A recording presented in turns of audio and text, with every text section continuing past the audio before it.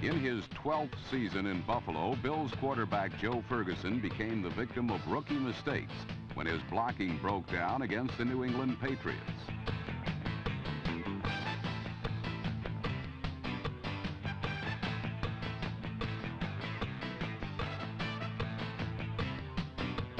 The breakdown occurred when first-round draft pick running back Greg Bell overstepped his play fake. That left him out of position to pick up blitzing linebacker Andre Tippett, who leveled Ferguson for a 13-yard loss.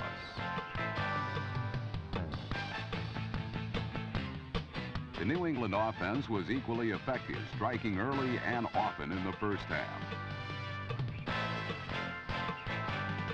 A 65-yard scoring pass from Steve Grogan to Stefan Starring was the Pats' biggest play of the day and helped build a 21-3 lead.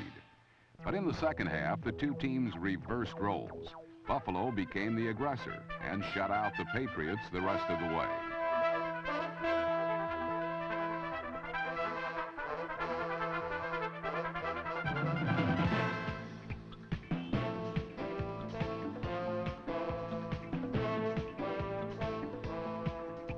Ex-Ram receiver Preston Denard, number 83, cut the New England lead with a short touchdown pass before Joe Ferguson and tight end Tony Hunter teamed up on the Bills' final scoring drive.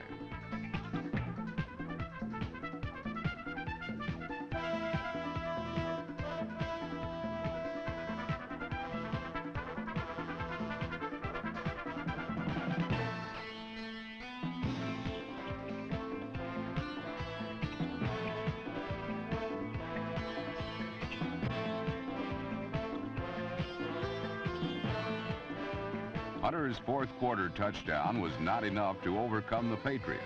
The Bills went down to defeat 21-17 and became one of 11 teams to lose at home on opening day. There was no comeback in store for the Buffalo Bills, whose quarterbacks saw red on Sunday, plenty of red, when they were thrown to the Cardinals in St. Louis.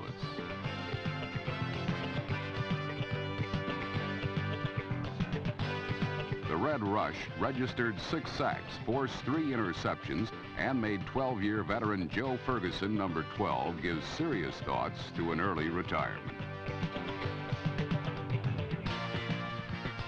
St. Louis led the league in sacks a year ago and appeared intent on repeating that feat in 1984.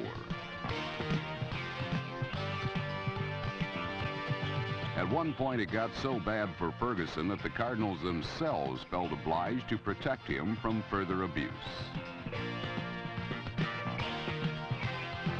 Ferguson left the game in the fourth quarter with a broken nose.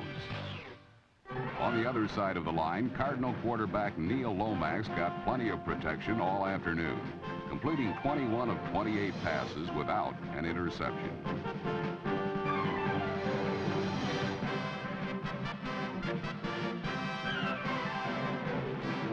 Lomax's 2 touchdown passes in the first period, one to O.J. Anderson, number 32, another to Roy Green, were all St. Louis needed to win their first of the new year 37-7, and put an early chill on Buffalo's prospects for a winning season.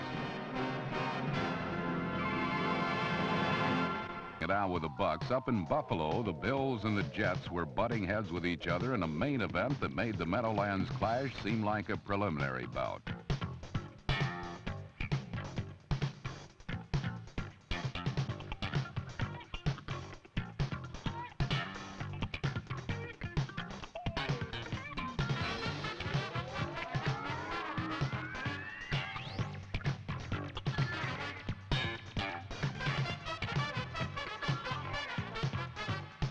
The Bills and Jets rivalry is a long and fierce one, and this year's first renewal could have easily ended in a TKO for both of them. And not the team in the white trunks decided that their victory could only be achieved by turning this barroom brawl into a graceful ballet.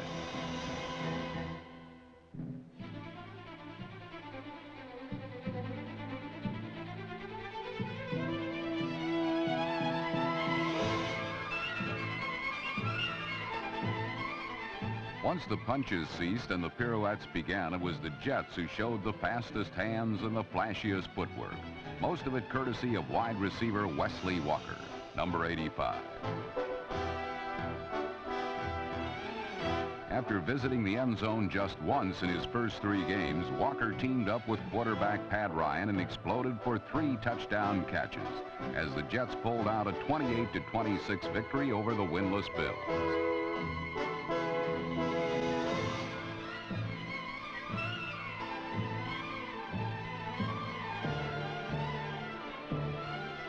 Point-wise, this would have been last Sunday's closest encounter had it not been for the seesaw sparring session that took place under Detroit's Silverdome. Perhaps practical jokes were in order Sunday as Mike Pagel and his Colts loosened up for a battle against a leaking ship with an untested captain. The winless Bills, minus quarterback Joe Ferguson, seemed a sure bet to sink quickly in the Hoosier Dome. Free agent quarterback Joe Dufek filled in admirably, however, running for a score and tossing a touchdown to Preston Denard for a 17-10 third-quarter lead.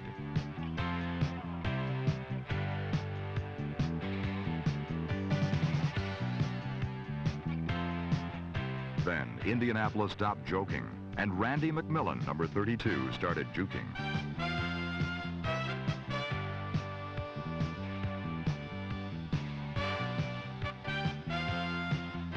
McMillan rushed for 114 yards and a pair of second-half touchdowns as the cold ground game and an aroused defense led by safety Mark Kafensis, number 29, did indeed sink the Bills, 31-17.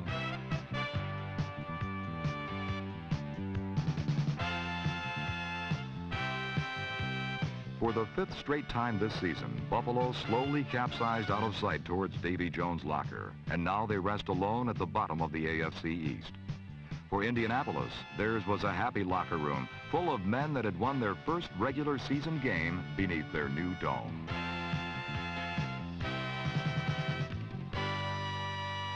AFC East, the Buffalo Bills appeared poised to win their first of the year against the Eagles. Their prospects looked especially bright when rookie Greg Bell's first of 2 touchdowns gave the Bills a 7-0 lead.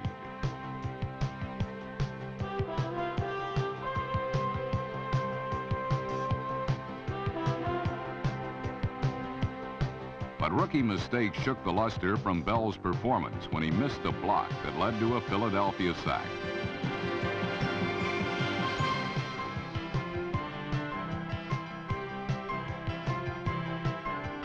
The Eagles had not scored a touchdown in their 2 previous games, but quarterback Ron Jaworski ended the dubious streak when he found Tony Woodruff for a first-period touchdown. Jaworski from nearby Lackawanna, New York, made the most of his homecoming by throwing a second touchdown pass, this one to tight end Vito Cab, number 84, to give the Birds a 17-10 halftime advantage. For Ron Jaworski, winning came tough when he blew in from 1 yard out and wound up with 1 cracked rib.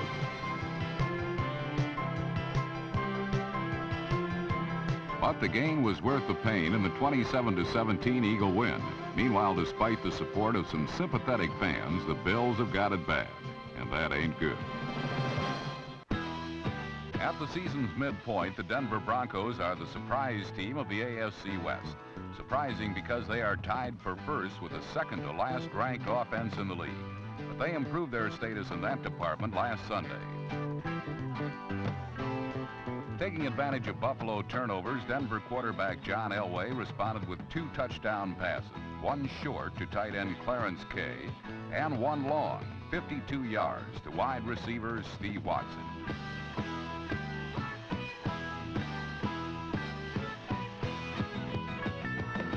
A bruised shoulder knocked Elway out of the game, but the Broncos suffered no measurable loss of point production behind backup Gary Kubiak, number 8, who threw for 1 touchdown and ran for another as the Broncos built a 37-0 lead.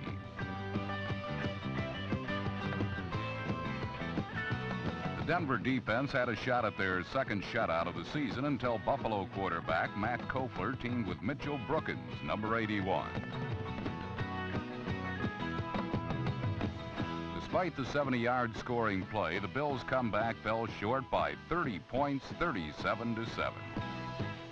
Another victim Bills, the chuckles have been few and far between this season, but sacks and turnovers have been a frequent occurrence. The Bills were sacked 5 times and parted with the football 4 times in Miami. But in their behalf, it should be noted that the quick reactions of defenders like linebacker Bob Brudzinski, number 59, contributed to the Bills' turnover total.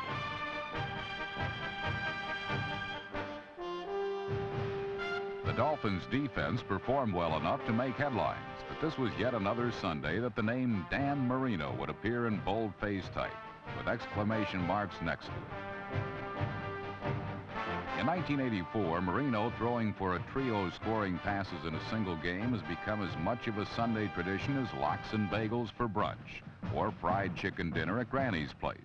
You can also be certain that someone named Mark will catch at least one of Marino's touchdown throws. In this game, someone named Mark was Mark Clayton, number 83, who reached the end zone twice as the Dolphins registered a 38-7 victory that left them a perfect 9-0, and the Bills an imperfect 0-9. While Miami is well in command of the AFC East lead, Mother Nature expressed her wrath at the matchup of 2 teams with but 1 win between them.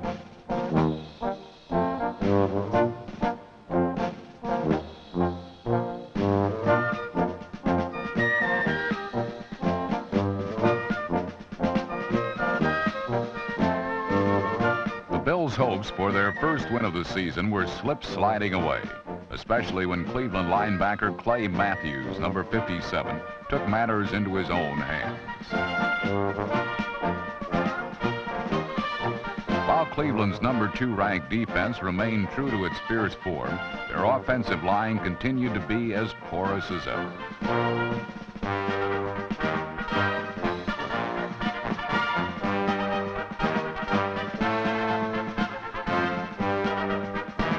Number 52, Chris Keating's 34-yard fumble recovery for a touchdown looked like a one-in-a-season play, but not in the game that deserved the tag Battle of the Bounce.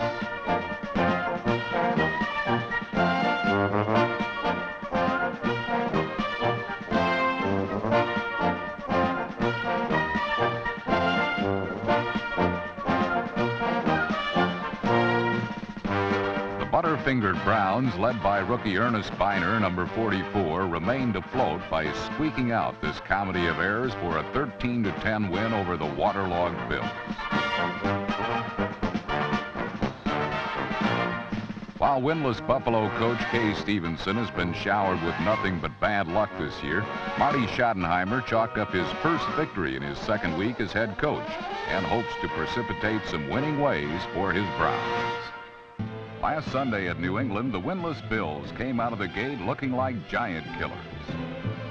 Buffalo went up 7-0 on Preston Denard's 68-yard touchdown reception. But the Patriot pass rush, led by number 56, Andre Tippett, soon laid to rest any notion Joe Ferguson had of engineering an upset. Tippett registered 2 of New England's 8 sacks, and with no such pressure being applied to the talented Tony Eason, the overmatched Bills secondary was easily picked apart. Eason threw for 3 touchdowns as the Patriots broke open a 10-10 third-quarter deadlock by scoring 28 unanswered points. New England prevailed 38-10, and by raising their record to 7-4, the Patriots' chances for an AFC wildcard playoff berth stayed very much alive. Last Sunday, rookie Greg Bell added a new twist to Buffalo's sorry season as he personally welcomed Dallas to town on the opening play of the game.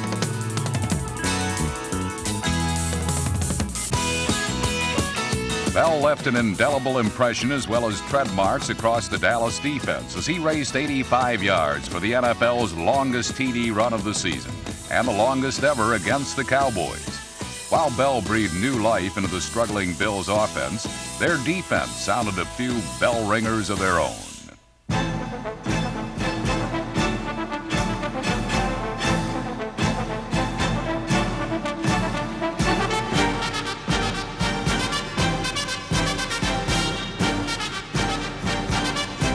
Although they had given up the most points in the league, Buffalo lowered the boom on the Cowboys, taking the win right out of their playoff-bound sails. Meanwhile, Bell continued to glide through the defense for a career-high 206 yards on 27 carries.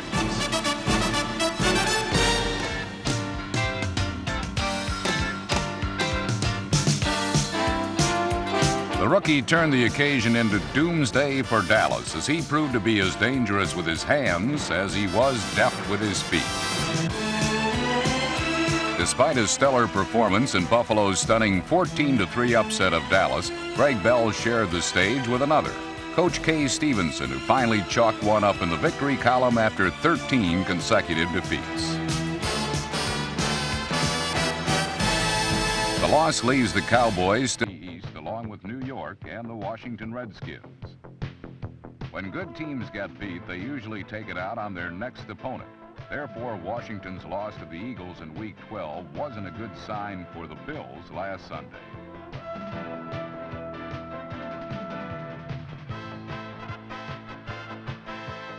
Held to only 10 points in Philadelphia, the Redskins hope to release their pent-up frustrations by bringing the Bills' defense to its knees.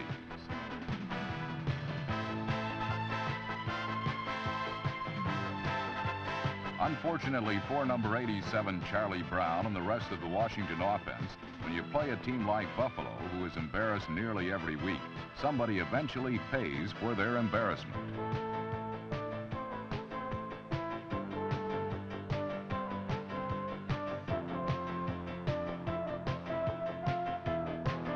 While the Bills were intent on inflicting more bumps and bruises than their opponents, the Redskin defense channeled their energies towards more significant accomplishments.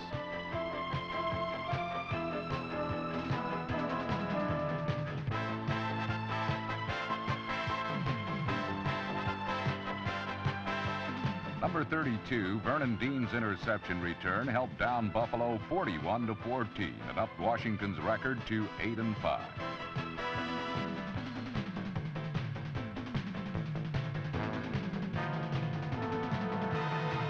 While the Redskins, Cowboys, and Giants all kept pace in the NFC East, the Philadelphia Eagles playoff spot, empty dreams are all that remain for the Buffalo Bills and Indianapolis Colts. With a combined record of 5-21 going into last week's Battle Royal, the sooner their disappointing seasons are swept under the rug and forgotten, the better.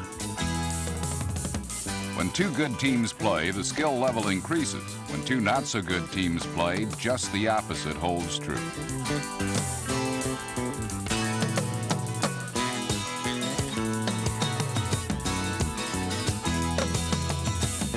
Number 21, Donald Wilson's bungled punt return resulted in a safety for Indianapolis.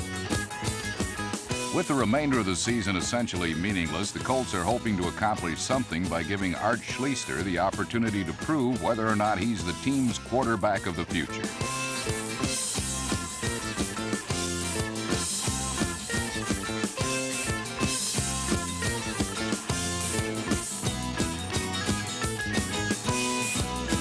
This touchdown toss to Frank Middleton earned Schlichter some positive points.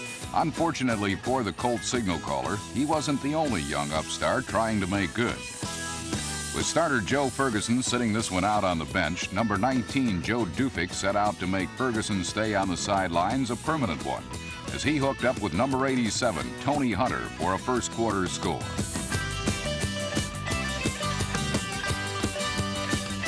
Second-year player out of Yale, Dufik is one Ivy Leaguer who utilizes his brawn as much as his brain.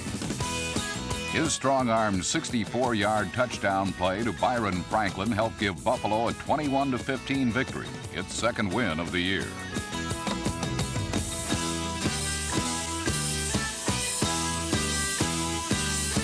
When the regular season ends, home is the only place the Bills and Colts are headed, as are the Packers and Bucks. But last Sunday, Tampa Bay defensive end John Kerr in the Meadowlands, New York fans watched in amazement as the Bills threatened to hand the Jets their 7th straight defeat.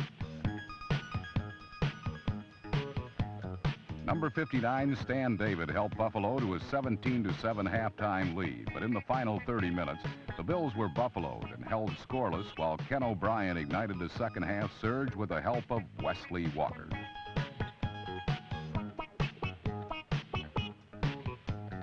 Walker's big catch inspired the Jets to a come-from-behind 21-17 win, capped by Tony Page's 3-yarder up the gut.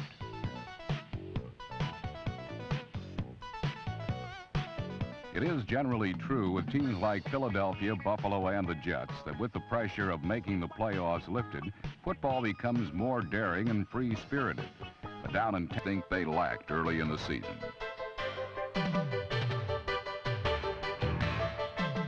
Cincinnati needed a win to stay temporarily alive in the playoff hunt. With that in mind, they stalked the Bills like a hungry tiger tracking down a wounded buffalo.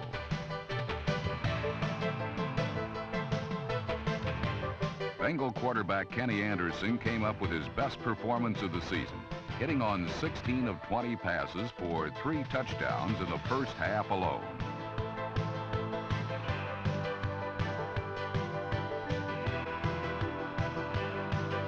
Cincinnati tore the Bills apart piece by piece, even scoring twice on intercepted passes. This one courtesy of cornerback John Simmons, number 25.